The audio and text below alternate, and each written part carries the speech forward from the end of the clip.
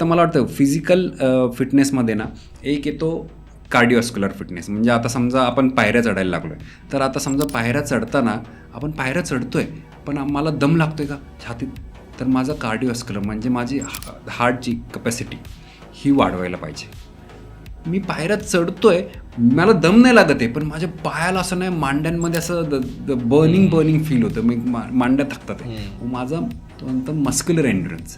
म्हणजे आपण एक झाला कार्डिओव्हास्क्युलर एन्ड्युरन्स, त्याच्यावर झाला मस्क्युलर एन्ड्युरन्स, आणि त्याच्यावर झालं मस्क्युलर स्ट्रेंथ.